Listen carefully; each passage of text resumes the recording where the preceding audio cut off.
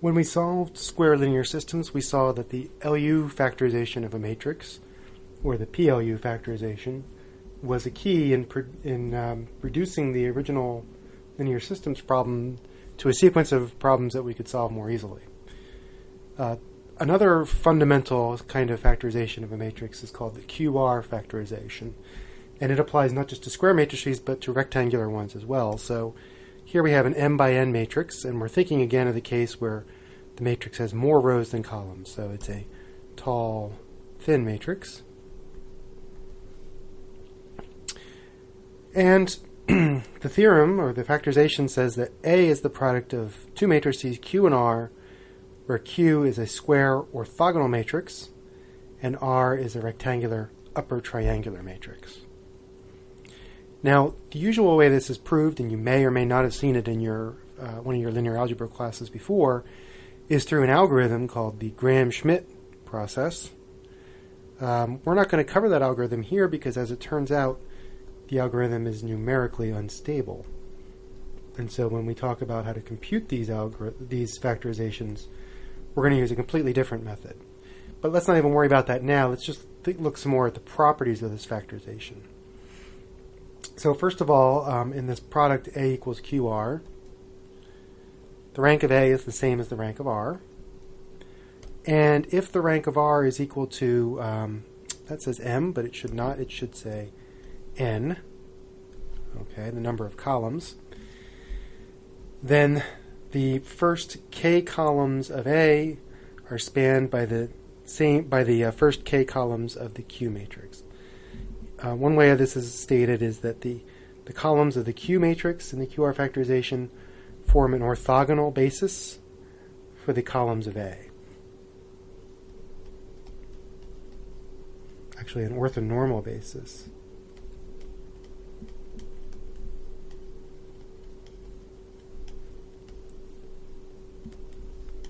So think of this. The columns of A span a certain space.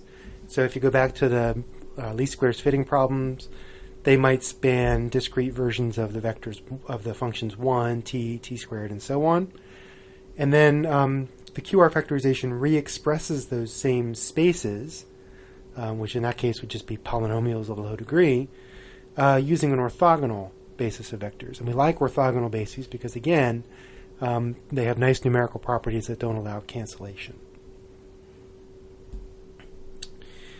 So another fact about the QR factorization is that we can write it in a slightly different form. So I'm going to explain this using the shapes of the matrices. So if we have A, remember A is a rectangular matrix,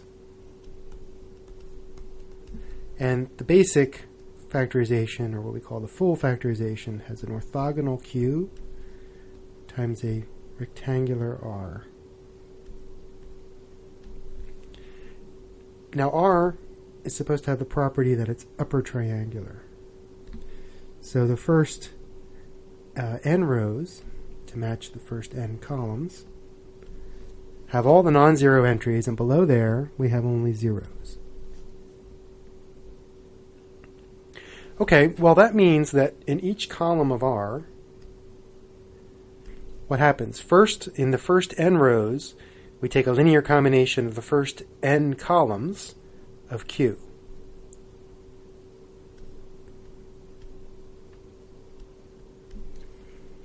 Okay, so the numbers up here multiply the columns over here. After that, then we have a bunch of zeros, so I'll do those in yellow, that multiply these columns over here. Uh-oh.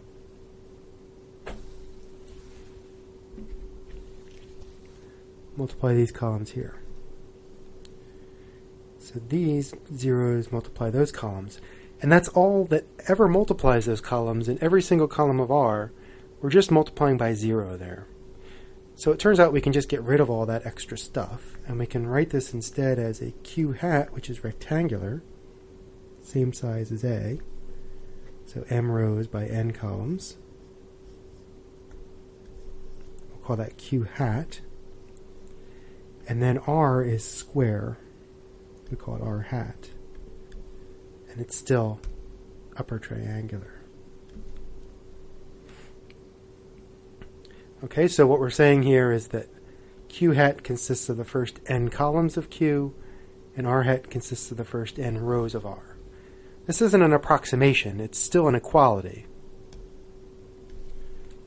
We call this a reduced factorization.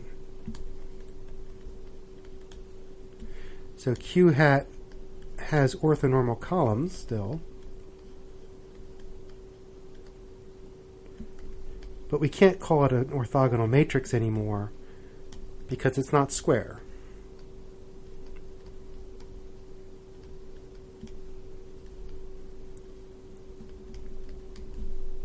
On the other hand, R hat is now a square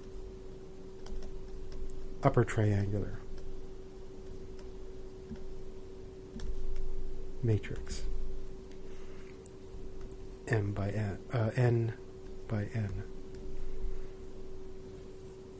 So both forms of the factorization are occasionally useful. This one we'll distinguish by calling it full QR. Okay, another important fact is that we can write the pseudo-inverse of A using the factorization. So I'll remind you, right, the pseudo-inverse is the mapping from B to X. It's an n by m matrix.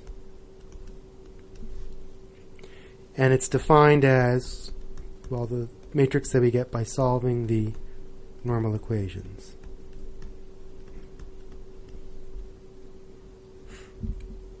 So if you just plug in what A is using the reduced QR factorization, you always have to be careful with these products not to take unjustified steps like the inverse of a rectangular matrix, which doesn't exist. But we can do inside here the transpose of a product is product of transposes in the opposite order.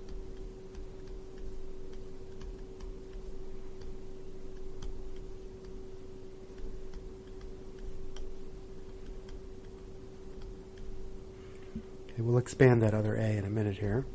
But let's keep dealing with the quantity inside. Now, again, this is tricky. We're going to want to group these two together. And remember that this matrix consists of all inner products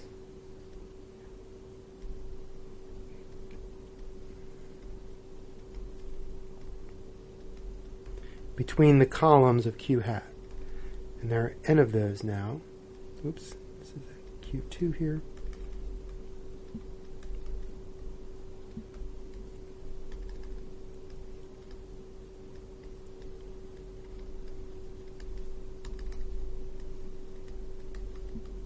So it's an n by n matrix, okay, because Q is m by n, Q transpose is n by m.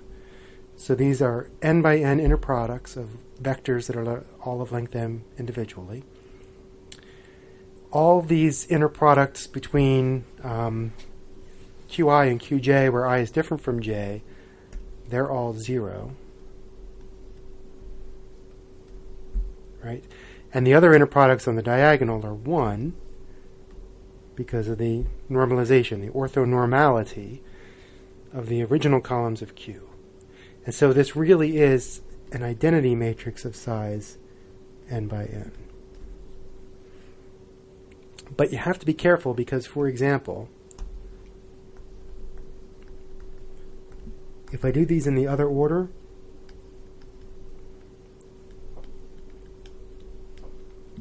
this is not an m by m identity. You're not taking inner products in that part. In that case, you're taking outer products. And the result is different. So you always have to pay attention to the order of your matrices. Here, though, we do continue on with an identity matrix in the middle. So we have R hat transpose times an n by n identity times R hat.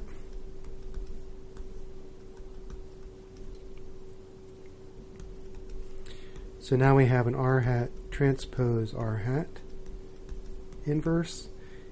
A transpose is equal to q hat r hat transpose.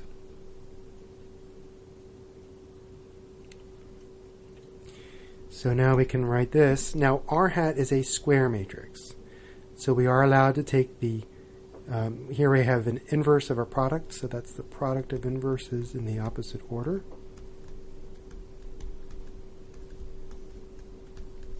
Here I have a transpose of a product. You see how we're doing the same things over and over again for these derivations?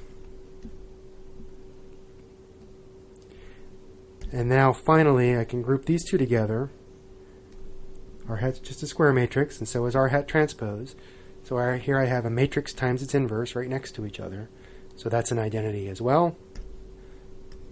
And finally we end up with, remember this whole thing was just a pseudo-inverse is equal to r hat inverse q hat transpose. So in practice, this gives us a new algorithm for solving the linear least squares problem. I'm going to need a little bit more room for that. So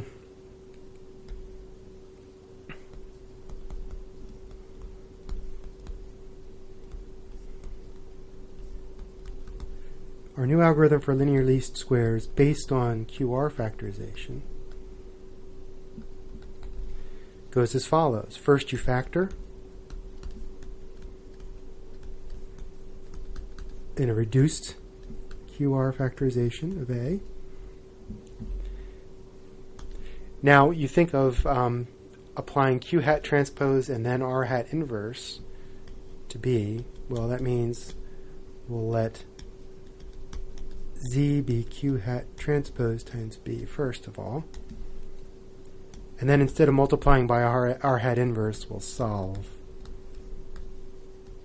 R hat X is equal to Z for X using backward substitution.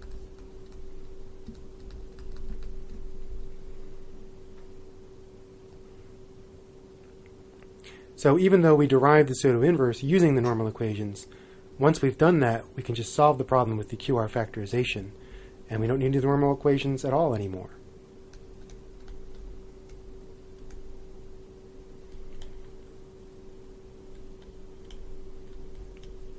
Now it's not clear why we needed a different algorithm at this point, but we'll go on to compare them later on. Finally, I just want to point out to you that the QR factorization is available in MATLAB. We'll talk about how it's done, but at a basic level, all you have to do is call the function QR. So if you just call QR of A, you get the full factorization with the square Q and the rectangular R.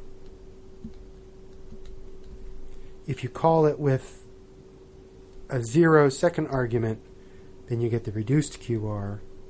So you get a rectangular Q hat and a square R hat. And then when you do A backslash B for a rectangular A, okay, this is MATLAB's solve linear least squares.